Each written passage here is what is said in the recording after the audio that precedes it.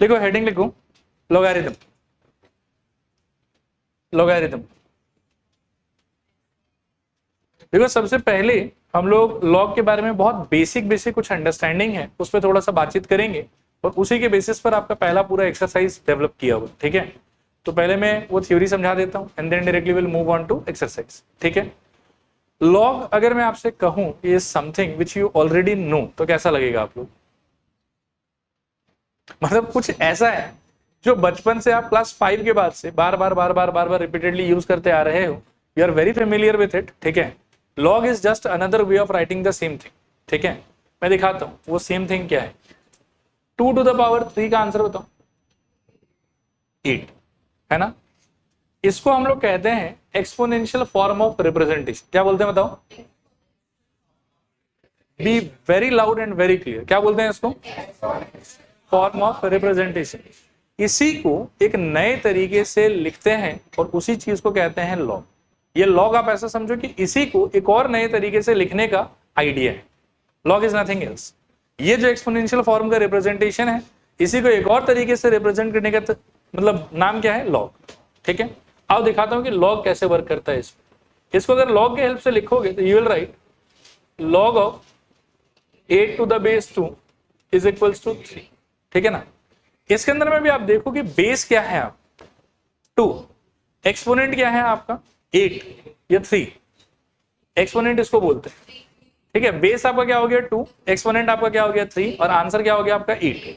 इसको जब आप लॉग में कन्वर्ट करोगे तो देखो क्या होगा कि जो आपका आंसर है ना वो लॉग का बन जाएगा आर्ग्यूमेंट। क्या बन जाएगा बताओ?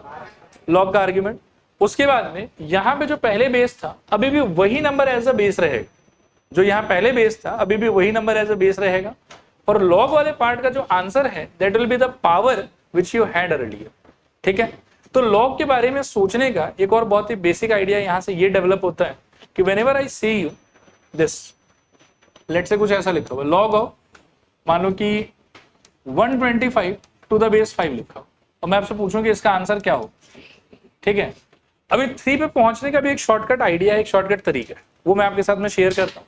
अब देखो यहाँ पे कि ये 2, ये 8 और ये 3 कनेक्टेड तो एक्चुअली ऐसे था, तो यहां से शॉर्टकट तरीका ये होता है सोचने का कि इस एक्सप्रेशन को पहले पढ़ा कैसे जाएगा, log of 8 to the base 2। कैसे पढ़ोगे बताओ?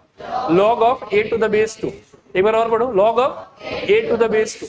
और इसका आंसर निकालने का मीनिंग ये है कि 2 के पावर में ऐसा क्या नंबर आप रेज कर दोगे जिसको सॉल्व करने के बाद में 8 आ जाएगा।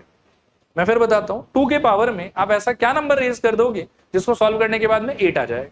तो 2 के पावर में क्या रेज करने से 8 आता है? 3, इसीलिए आंसर हो गया 3। आया बात समझ? इसका आंसर बताओ मेरे को। 5 के पावर में क्या रेज करने से 125 आएगा? 3, इसीलिए इसका आंसर भी हम क्या लिख देंगे? 3। और इसी का एक्सपोनेंशियल फॉर्म अगर आपको लिखना है तो क्या लिखोगे कि 5 के पावर में जब कोई 3 रेज करेगा तो उसका आंसर कितना मिलेगा? 125। देखो आया समझ कि नहीं आया समझ? थोड़ा पूरा पक्का। एक बहुत ही बेसिक सिंपल सा क्वेश्चन पूछता हूं, इसका आंसर देने का ट्राई करो। तो log of 32 to the base 5, सवाल गलत। 2, 5, एक्सप्लेन कर सकते हो कि क्यों 5 बोल रहे हो? Log of 32 to the base 5 का मीनिंग ये है कि 2 के पावर में क्या रेज करें जिसको रेज करने का आंसर में क्या आ जाएगा? 32। 2 के पावर में क्या रेज करें जिसको रेज करने का आंसर में क्या आ जाएगा? 32। और क्या रेज करने से 32 आएगा? 5 रेज करने से, इसलिए आंसर क्या हो जाएगा आपका? 5। इसका एक्सपोनेंशियल फॉर्म बताओ अगर समझ में आ रहा तो। 2 to the power is equals to 32। Clear है मेरे ख्याल में? और दुनिया का जितना भी लॉगरिथमिक फॉर्मेट होगा उसको आप इमीडिएटली एक्सपोनेंशियल में कन्वर्ट कर सकते हो, और जितना भी एक्सपोनेंशियल फॉर्मेट होगा उसको आप इमीडिएटली लॉगरिथमिक में कन्वर्ट कर सकते हो। और इंटरचेंज का तरीका याद रखना कि इस बेस के पावर में ये वाला नंबर रेज करने से मेरे को आंसर के बतौर में ये वाला मिलता है, ये आइडिया है। और यहाँ पर जो भी आपका आंसर है वो बनेगा लॉग का आर्ग्यूमेंट, जो अभी का बेस है वही लॉग का बेस हो जाएगा, और जो भी पावर है वो लॉग के एक्सप्रेशन का क्या हो जाएगा? आंसर। क्लियर मेरे ख्याल में? एक और प्रैक्टिस करते हैं, ऐसा देखते हैं कि आप लोग बता पाते हो कि नहीं। लॉग ऑफ लेट से 81 टू द बेस 3, क्या आएगा आंसर? एक्सप्लेन करो क्या हो रहा है। 3 के पावर में 4 रेज करने से आंसर क्या आएगा? 81। और इसका एक्सपोनेंशियल फॉर्म क्या हो जाएगा बताओ? 3 to the power 4 is equals to 80। Clear मेरे ख्याल में?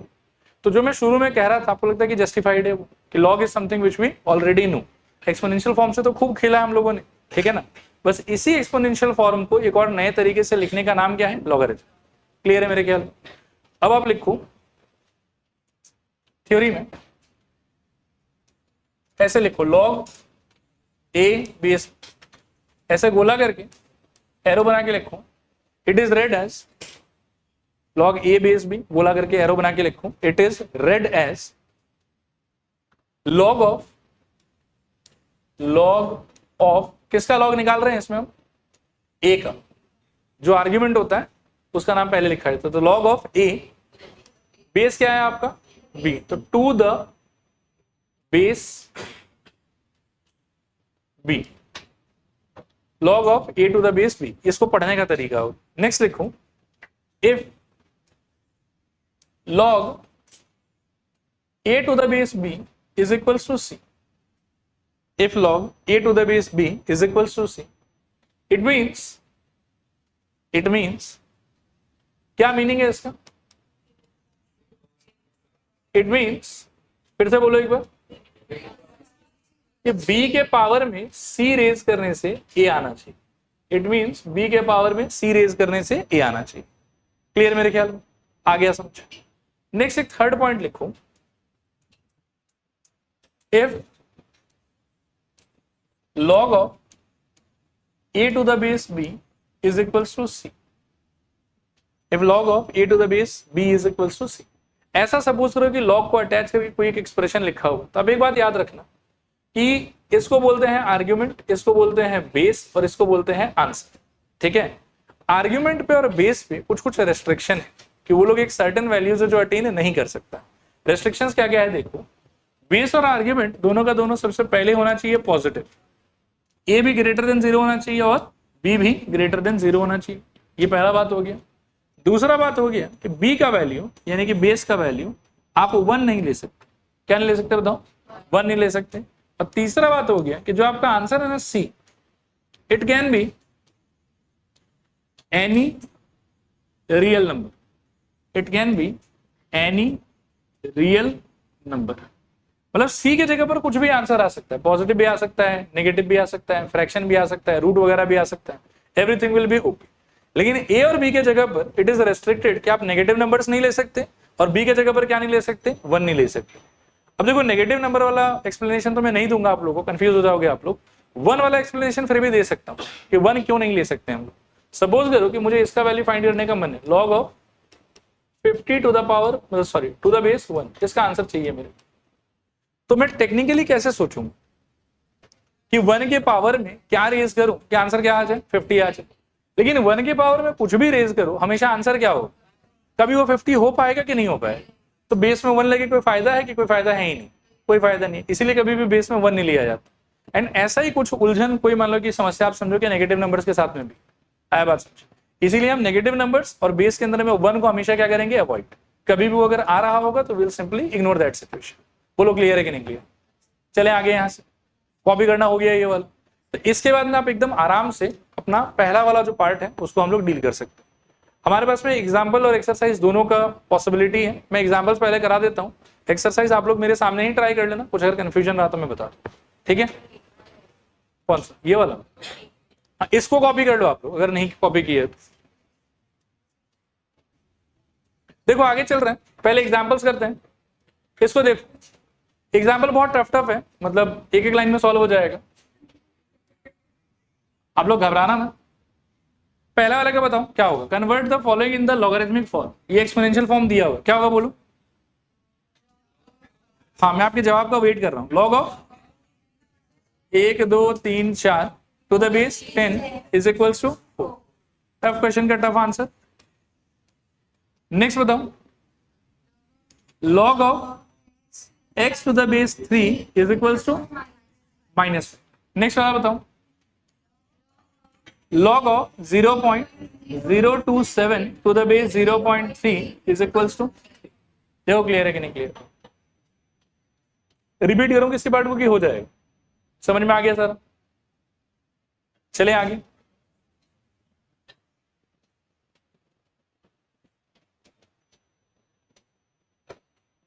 डन। इसको देखो, convert the following into exponential form, पिछले बार का उल्टा। इसका मीनिंग क्या होगा कि 3 के पावर में 4 रेज करोगे तो 81 आएगा, लिखो वैसे लिखो, 3 के पावर में 4 रेज करोगे तो कितना आएगा 81। इसका मीनिंग क्या होगा कि 8 के पावर में 5/3 रेज करोगे तो 32 आएगा। इसका मीनिंग क्या होगा 10 के पावर में -1 रेज करोगे तो 0.1 आएगा। यह है इनका एक्सपोनेंशियल फॉर्म। डन। हाँ श्योर। अच्छा नेक्स्ट देखो 3 number, find the value of the following by converting into exponential form. एक बार ना 2 मिनट के लिए बोर्ड पर देखना अच्छे से, थोड़ा कुछ कॉपी मत करना। इस फर्स्ट क्वेश्चन को मैं आपको 2 मेथड से सॉल्व करके दिखाऊंगा, ठीक है, और आप दोनों मेथड को अच्छे से याद रखने का ट्राई करना। कभी कभी फर्स्ट मेथड ज्यादा हेल्पफुल होगा, कभी कभी सेकंड मेथड ज्यादा हेल्पफुल होगा। इसको मैं नए पेज पे कर लेता हूं। देखो मेरे को चाहिए log of 16 to the base 2। ये कभी कभी क्या होगा कि हमारा कॉमन सेंस बहुत अच्छा काम करेगा। हम जानते हैं कि इसका आंसर कौन होगा 4 क्यों होगा, क्योंकि 2 के पावर में 4 रेज करने से 16 आएगा, इसलिए सीधा आंसर 4 हो गया। लेकिन कभी कभी ऐसा भी हो सकता है कि ये नंबर आपको डायरेक्टली इमीडिएटली स्ट्राइक नहीं करेगा। जैसे यहाँ पर 4 फटाक से स्ट्राइक कर रहा है ना, हो सकता है कि 4 नहीं स्ट्राइक करेगा। तो उस सिचुएशन में कैसे डील करना है उस पर भी थोड़ा सा बात कर लेते। बचपन से हमको समझाया गया, सिखाया गया, बुझाया गया क्या कि जो नहीं पता उसको एक्स पकड़ लो। अब मान लो कि ये नहीं पता है हम, तो क्या पकड़ लेंगे बताओ, एक्स। तो आप वैसे ही बिगिन कर सकते हैं कि log of 16 to the base 2 को धर लीजिए एक्स, ठीक है। फिर आपको एक्सपोनेंशियल फॉर्म का कन्वर्जन पता है कि 2 के पावर में x रेज करने से क्या आना चाहिए 16। इसको आप लिखिए अगले स्टेप में, क्या बोलिएगा बताइए, 2 के पावर में x रेज करने से क्या आएगा 16। आया मेरे ख्याल में समझ में।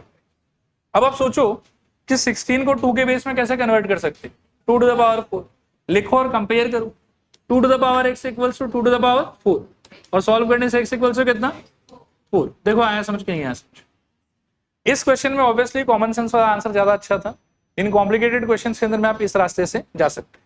क्लियर मेरे ख्याल में। मैं फिलहाल सारे क्वेश्चन को सेकंड वाले रास्ते से ही करने का ट्राई करूं ताकि आप धीरे धीरे इसमें फेमिलियर हो जाए। जहां कॉमन सेंस चल रहा होगा मोस्ट प्रोबेबली वो क्वेश्चन आपके एग्जाम में आएगा ही।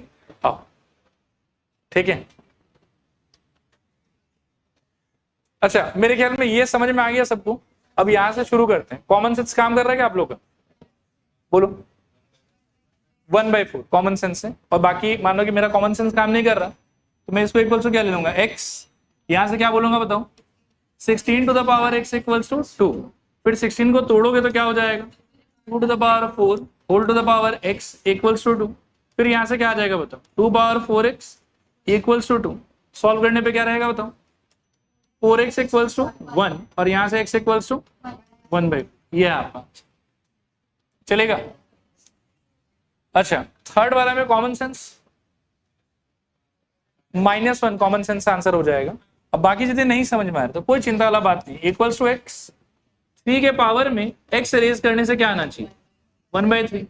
3 के पावर में x रेज करने से 1/3 का मीनिंग क्या होगा 3 टू द पावर -1। कंपेयर करने से x इक्वल्स टू कितना आ जाए -1।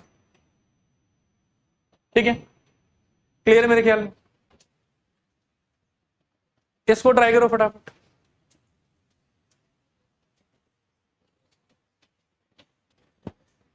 देखो चौथा पार्ट सॉल्व करके दिखा रहे हैं। वापस से इक्वल्स टू x मान लो एक बार, और फिर अगला स्टेप क्या लिखोगे √2 to the power x is equals to कितना 8। यहां से 2 to the power half to the power x is equals to 2 का क्यूब। अब यहां से 2 to the power x/2 equals to 2 का cube. So x/2 equals to 3 और यहां से x इक्वल्स टू कितना 6। ये आंसर है। यहां से क्या करोगे बताओ equals to x. This implies 5 to the power x is equals to 0.008. अब यहां से 5 to the power x equals to 8 divided by 1000 मेरे ख्याल में। फिर यहां से 5 to the power x equals to, इसको काटोगे तो क्या हो जाएगा ये छोड़ो, एक काम करते हैं क्या हो जाएगा डायरेक्टली, ये 2/10 टू द पावर कितना हो जाएगा 3, और 2/10 को अगर काटोगे तो वो क्या हो जाएगा 1/5 हो जाएगा। अब यहां से देखना थोड़ा सा, this implies 5 power x is equals to 1/5 to the power 3। अभी फिलहाल सिंस बेस सेम नहीं है तो पावर कंपैरिजन तो नहीं कर पाएंगे। पावर कंपैरिजन करने के लिए आप क्या कर सकते हो बताओ, 5 पावर x और यहाँ ले लो रेसिप्रोकल, तो क्या हो जाएगा 5 टू द पावर -3 और by comparison x equals to -3। ये आपका आंसर है, ठीक है।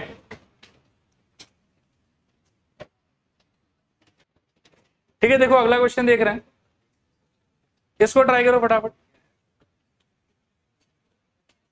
इसमें हर एक सिचुएशन में आपको x बताना है, ठीक है, और हर बार सॉल्व करने के लिए वही करोगे आप कि सबको एक्सपोनेंशियल फॉर्म में कन्वर्ट कर, ठीक है। फर्स्ट वाले में क्या होगा बताओ, x इज इक्वल्स टू, ये ऐसे सोचो 2 to the power 5 is equals to x, this implies x equals to 32। Second वाले में 4 to the power 2.5 is equals to x, 2.5 का मतलब और 4 का मतलब 2 स्क्वायर और 2.5 का मतलब 5/2 इक्वल्स टू x, 2 गया और 2 पावर 5 का answer 32 equals to x। Third वाले में मेरे ख्याल में 64 to the power 2/3 is equals to again x, 64 का मतलब 4 cube 4 to the power 2/3 equals to x, 3 कौन 4 स्क्वायर का आंसर 16 इक्वल्स टू x। और 4 नंबर वाले में √3 to the power 4 is equals to x, √3 का मतलब 3 to the power half whole to the power 4 equals to x, 2 4 cut के 2, सो x equals to 9।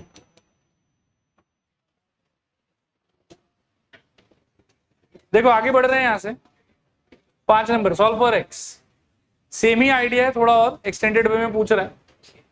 First वाले में एक्सपोनेंशियल फॉर्म क्या होगा बताओ, x टू द पावर -5 लिखते भी जाना साथ में equals to 243, this implies x to the power -5 is equals to यहाँ कितना 3 to the power 5, this implies. अच्छा एक बात बताओ, यहाँ पर बेस या पावर कुछ भी कंपेयर कर सकते हो क्या, मेरे ख्याल में नहीं। पावर जब तक सेम नहीं होगा तब तक तो आप बेस को इक्वल नहीं बोल सकते। पावर एक तरफ कितना आपके पास है -5 और दूसरी तरफ कितना आपके पास 5। अब देखो ये क्या हो जाएगा, x to the power -5 equals to यहाँ पर भी -5 बनाने के लिए we can write 1/3 whole to the power -5। अब कंपैरिजन करने पे x इक्वल्स टू कितना आ जाएगा 1/3। सेकेंड वाले में बताओ क्या हो सकता है, मेरे ख्याल में 9 to the power 2x + 3 is equals to 27। फिर 9 का मीनिंग क्या हो जाएगा 3 square whole to the power 2x + 3 is equals to में 3 क्यूब, 2 अंदर चला जाएगा, so it will be 3 to the power 4x + 6 equals to 3 cube. Power comparison करने पे 4x + 6 इक्वल्स टू 3 और सॉल्व करने पे 4x equals to -3, x equals to कितना -3/4।